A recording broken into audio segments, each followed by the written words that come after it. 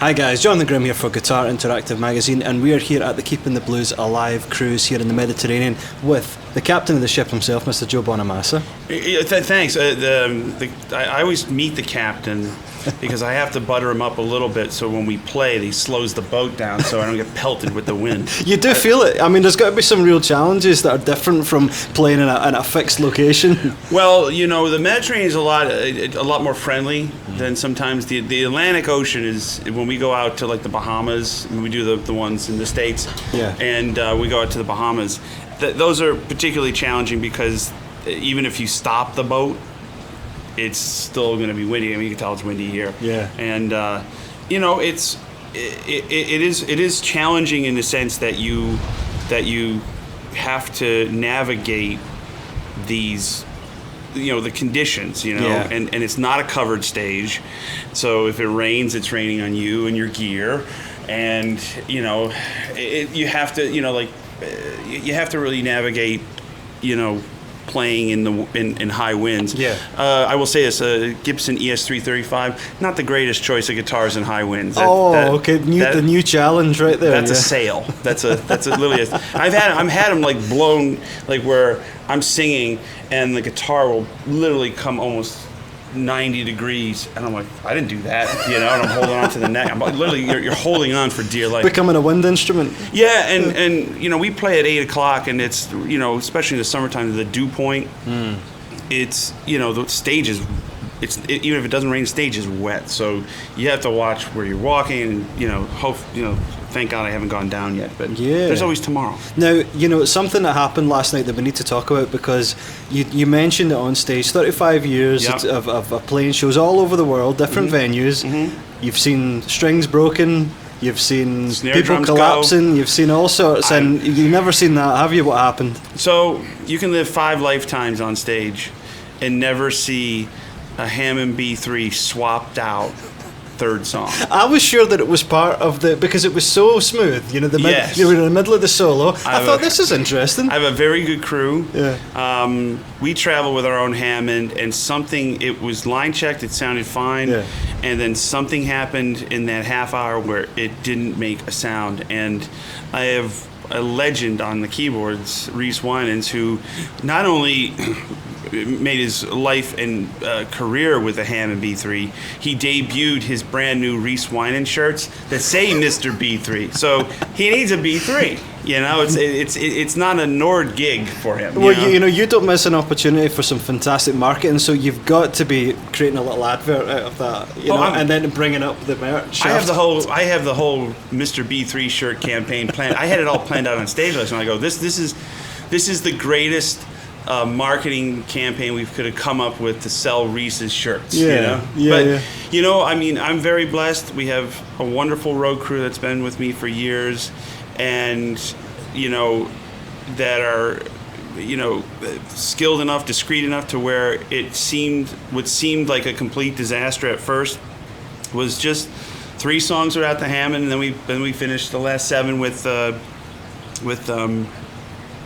you know, the spare B3, and it's like, that's never happened in my lifetime. I've never seen it happen on stage to others, and like I said, you could live 5 complete lifetimes, 20,000 hours on stage, and you'll never see that. that was a first, hopefully last. So this, you know, run of cruises you've done, you know, you were mentioning it just before we started filming that this is the 12th one. It's the 3rd one in Europe. Yes. And this is the first time we've got to experience it, and what an incredible event this is. Could you just talk through how this actually came to be initially? Because there's some fantastic, you know, foundation work that you do as well around it.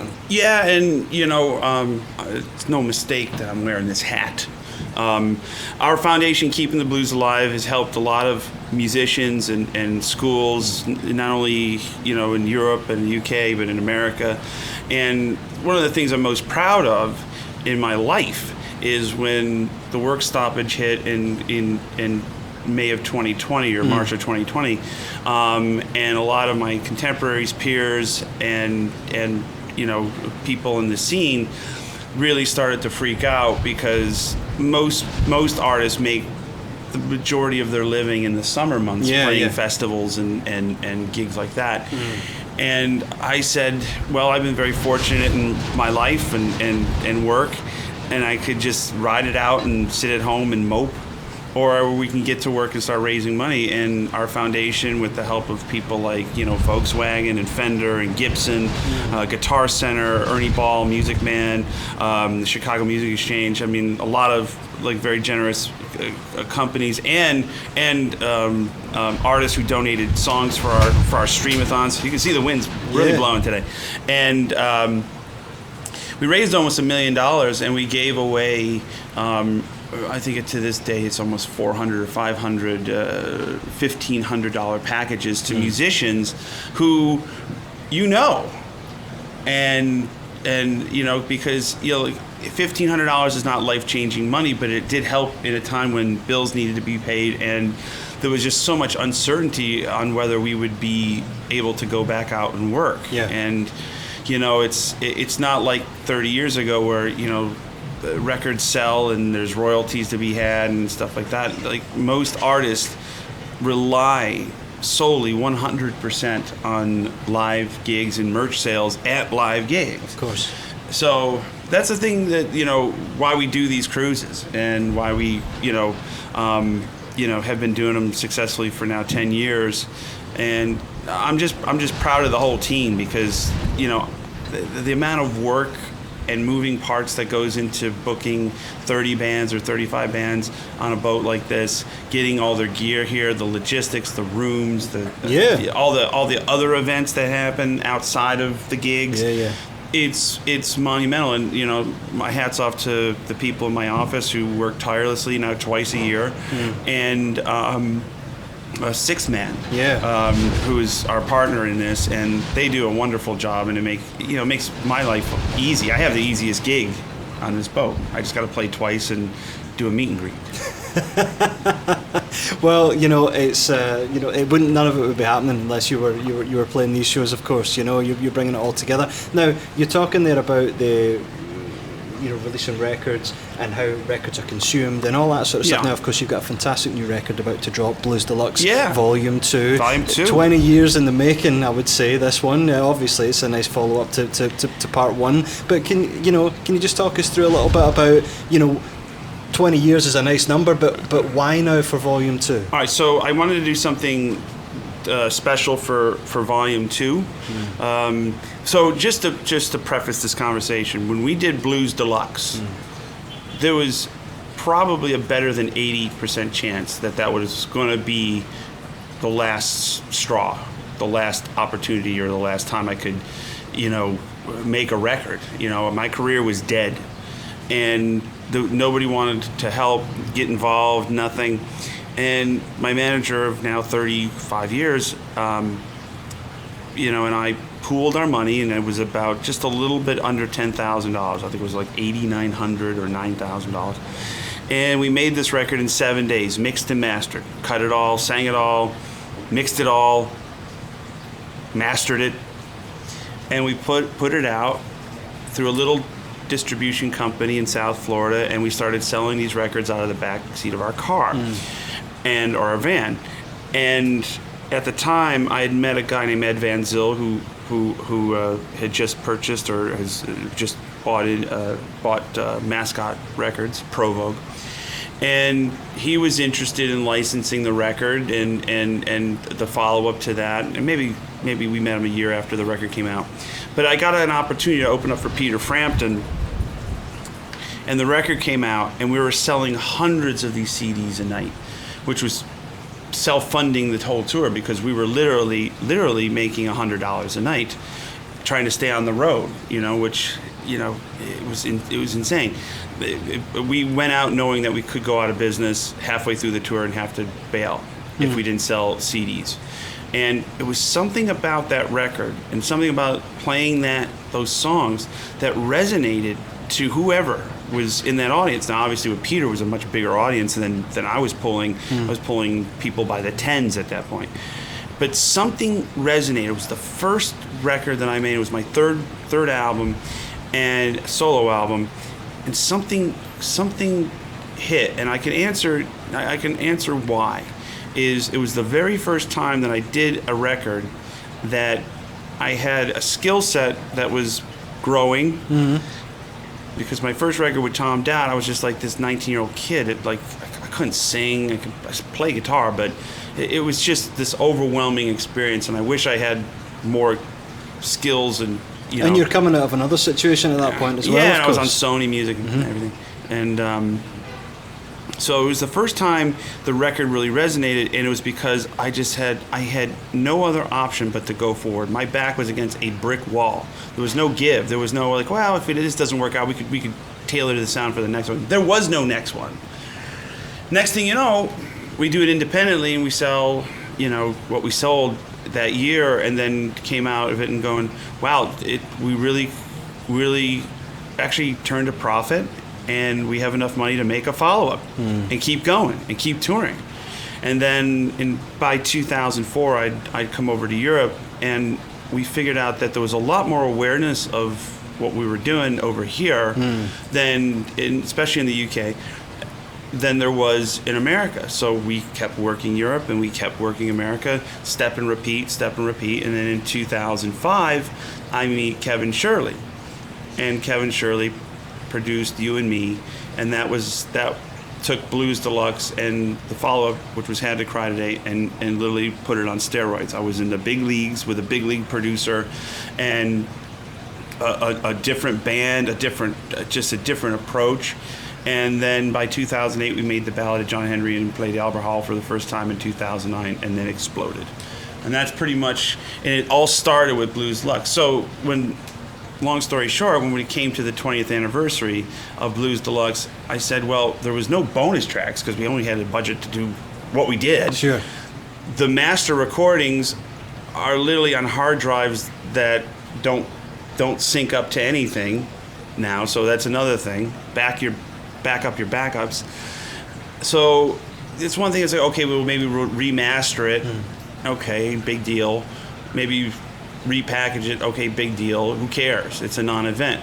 So I asked my friend Josh Smith to produce Blues Deluxe Volume 2, which is a second set of songs in the spirit of the first album, and it was designed to ask two questions. One, people, can I, like, what does the blues truly mean to me? Here's my life in the blues or blues-based music, because I'm not really a blues guy. And two, most importantly, I did the first record when I was 25, and I did the second record when I was 45. Have I gotten better? Have I gotten worse? Can I still sing? Can I still play as good as I did back then? And I won't come off as not so humble opinion.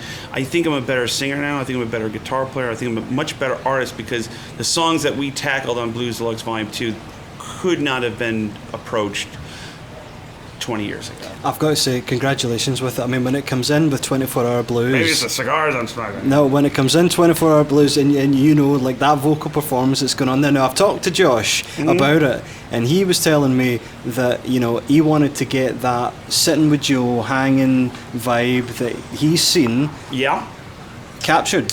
Yeah. And I mean, I've never got to hang with you, but if that's what it sounds like, then I think... Holy shit, man! It sounds fantastic. Josh now is on his probably 200th show with us now. So he's seen a lot of gigs. He's been there on the stage with me, and we would just kind of sing through him at the studio and be like, okay, that's the right key. I was singing. I'm like, okay, that's the right key, and then we would go into the studio, Sunset Sound, cut 3 takes. All the solos were on the floor except for one, and then we cut like 4 or 5 songs the first day, and then sang them, and then we did another 3. I think we cut 8 at Sunset Sound, and we did it in like 3 days. Yeah, which is actually less time than the first one, which was a good sign. It means that Yeah. And we didn't compromise, but this time we had as much time as we needed. We had a budget, so there's real horns, real strings. Not it makes a difference. It makes a big canned difference. Horns, yeah, not canned strings. Yeah.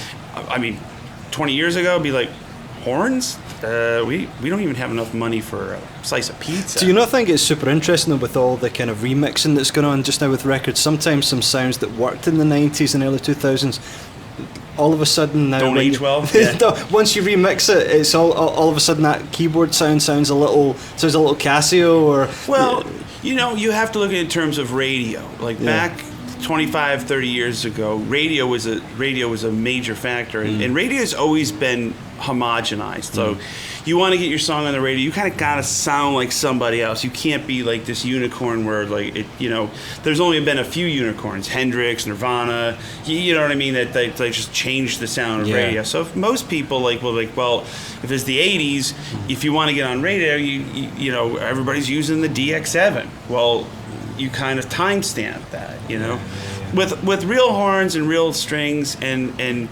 quality arrangements and great players. That's a timeless combination. That doesn't age. It just is. It's honest, you know, and I'm pleased to say that we've always kind of kept to that honesty, you know. You said there, I have to jump on it. You said you're not really a blues guy. Mm-hmm. What do you mean by that? Well, tomorrow night when we play is the blues set, but I could, you know, we've played Download, and we've played big rock festivals, and there's no way I'm going out there with the slow blues. We have enough rock material, so I'm like a blues-based, you know, I'm a blues-based guitarist. You know what I mean? I'm not a traditional blues player by any standard. You know, my avenue and my gateway to the blues was through London, not Mississippi or Chicago, and I got to the original, you know, masters through people like Jeff Beck, Eric Clapton, Jimmy Page, Alexis Corner, John Mayall and the Blues Breakers should be in the Hall of Fame. Anyway, you know, Rory Gallagher's, Gary Moore's, all those people that I first listened to when I was 11 and 12, going, this is what I want to do. This is what I want to do. And then I met B.B. King, and then I heard Live at the Regal, and then I heard Son House and Howlin' Wolf and Muddy Waters and all of that. But my introduction to the blues was almost like a kid from the 1960s, listening to Led Zeppelin, going, what's this Whole Lot of Love thing about? You know, and then you go, oh, it's a Howlin' Wolf song. Of you know? course. But, you know, so I'm kind of a product of my musical influences, my upbringing, my geographical location, just like anybody else. You know, you only listen to what's around you, and you know, my dad would play Jethro Tull just as religiously as he would play Guitar Slim. Yeah, so, and you're still hearing new stuff that's inspiring you as well, I'm sure. Yeah, you know, I think the thing that inspires me the most nowadays, more than anything, is there's so much great young new talent in the guitar business. It's like, I mean, and I don't know if it's just because of there's something in the water, or access to the information via the internet, you know, or you know, tutorials. Because in the 80s when I was learning, it's like you either drop the needle on the right spot, you know, rewound the tape, step, repeat, and you know, just use your ears is trying to figure out these riffs. Now you can go online and be like, well, somebody has figured it out and accurately can absolutely teach you. So you're seeing kids around the globe, both you know, male and female, that can play their asses off, like young, way better than I was or anybody. You know, they're just like, wow, the knowledge is so far ahead and so much deeper. And I was, you know, I'm a philosophical man, if nothing. I'm just like, well, why is this? And you go, it's because, you know, you have the entire Encyclopedia Britannica on your phone, and you can search out anything you want. You're only limited to your imagination.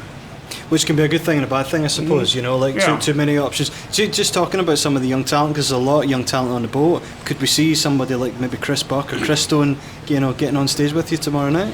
We're going to have that. We have an all-star jam that Jimmy Vivino, the great Jimmy Vivino, curates, and he has organized all of that.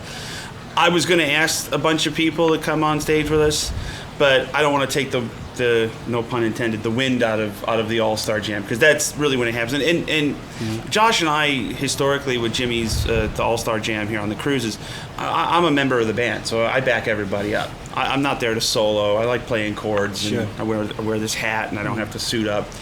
And but Chris Stone is, every time I see him, he gets better. And the thing that that really blew me away about him yesterday is like his guitar playing has always been fantastic. His voice is starting to catch up to his guitar. Absolutely. And he's become a very rich, deep singer, soulful singer. And his songs are really coming along. And like I told him in the interview yesterday, I go, man, if I was going to lose a Grammy to anyone, I'm glad it's you.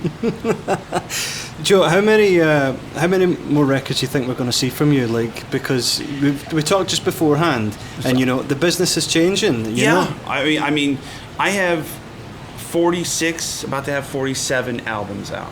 It's a lot for a 46-year-old. That's where the loaded question comes from. You know, that's a lot.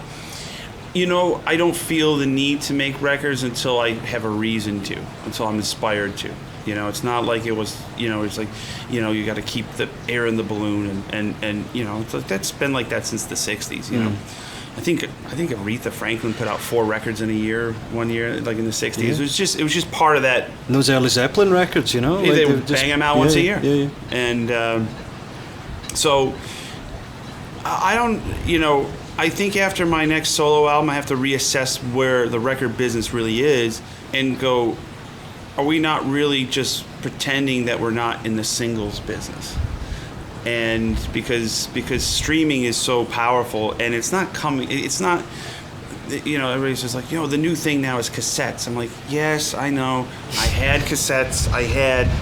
We had it all. Yeah. Okay.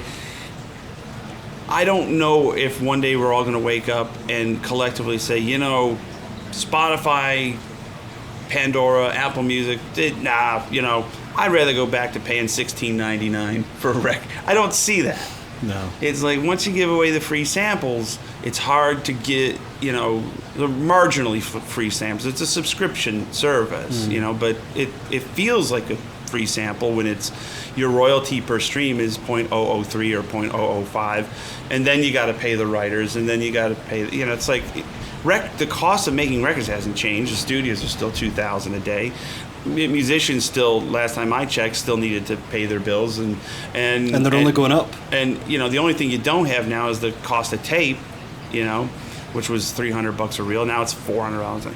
So the cost of making records has not changed. It's just the return, the return, or in the business world, they call it ROI, return on investment. Everything in the business world is always like an acronym for something. And it's like, what did you say? Just say the words. It's not that hard. So I think after my next studio album that Kevin and I are currently working on, and I may be wrong. We may just assess it, maybe put out a couple more full-length records. But there's going to be a time, I say, in the next 5 years where we're going to have to make that decision of like, really, what are we doing here? You know, and maybe go in and cut 5 songs and release a single a month. Maybe go and cut 10 songs and release 9 singles and 1 full-length album. We're in uncharted waters. Good thing is the captain has a sat nav and he's got a Garmin up there to make sure. Joe, last question. You've shared the stage with so many great artists over the years. Yeah. Who's somebody, alive or dead, that you would love to play with? Oh, you know, I mean, I never got to meet Albert King. Back when I was meeting all the blues guys all at once, I was same. I was meeting, I was meeting BB. I was meeting, you know, James Cotton. I was meeting all these great, you know, blues guys, and getting to see them at, you know, they were still at the height of their powers, but they were at the tail end of their careers, and unfortunately some of them their lives. But I never got to meet Albert King, and if you ask Warren Haynes, he says it best when he says Albert King, a.k.a. Albert Nelson, who was a drummer, by the way. You can look this up. He played drums with Jimmy Reed. He was the most immaculate conception guitar player in the blues, maybe of all time, across all genres, because when you listen to the way he played, there was nothing that you can pinpoint and go, well, this is where he got it from. There's nobody it's like, well, where did you get it? He strung the guitar upside, you know, he was left-handed, so he played high string on top. He tuned to an open minor chord, you know, kind of like Albert Collins. And there was just nothing you can go, well, there's nothing about his playing that's derivative of anybody else. And then when he came on the scene, everybody copied him. Those bends and the just the attack on the guitar. Yeah. And then his singing and then those great classic songs that he had. So I've got so much that I would love to ask you, Joe. Hopefully we can pick this up in London when you're there in April. Spoilers for any announcement. We won't put this out before you do. I think we're back at the Albert Hall. Yeah, I want to say. So. Yeah. We'll look forward to seeing that in April. Look, have a fantastic rest of the cruise, and thanks for having us. No problem. Thanks for doing it. Thanks for doing it, and thanks for supporting keeping the blues alive. It's not just me. It's a lot of people benefit from these things. So thanks, Joe. Appreciate it.